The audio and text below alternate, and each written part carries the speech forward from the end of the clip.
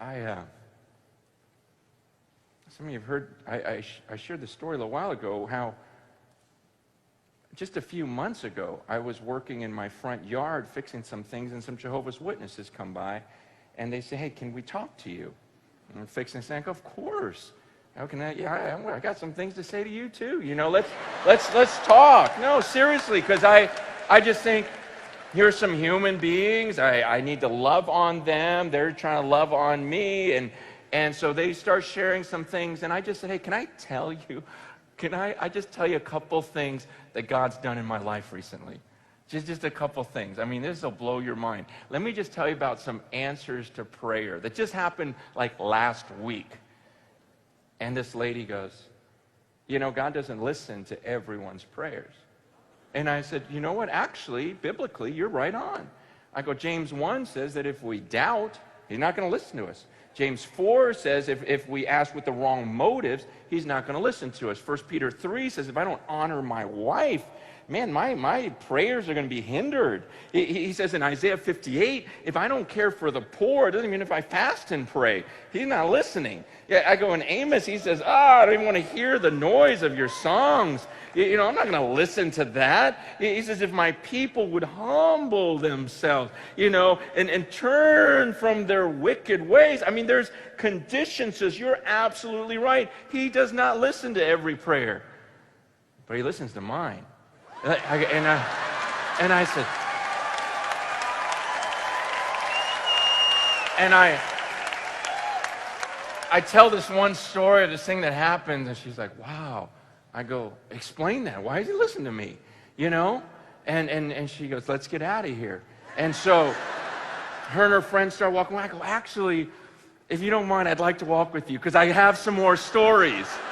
And because I didn't want them to just walk away. I want them to know, I just want people to know this Jesus, because there's nothing like answered prayer. There's nothing like, no way, I just spoke to God and he listened to me. I mean, that's my favorite thing on earth. When I ask for something, I go, shut up.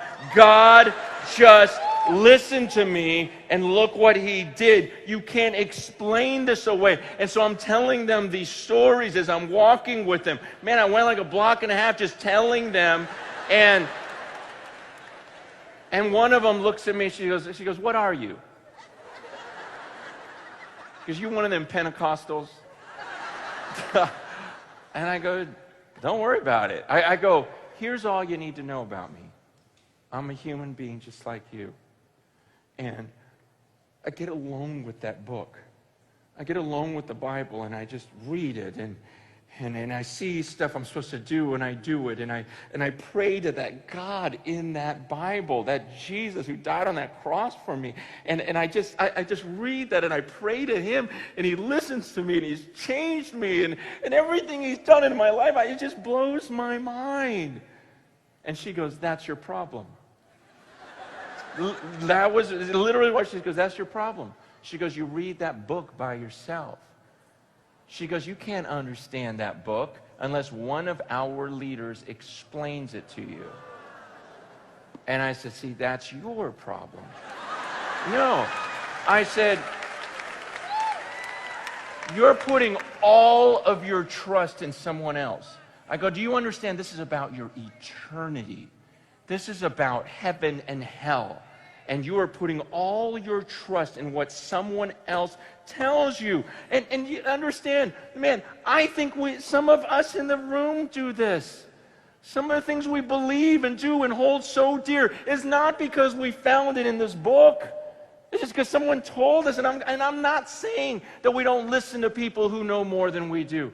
Man, I think there's a time to listen, but at the same time, I see a lot of believers just grabbing on and listening to someone because they're a popular speaker, or listening to someone because he's a good singer, someone appears really intelligent, quotes some Greek words that you don't know any better. You're like, okay, I guess.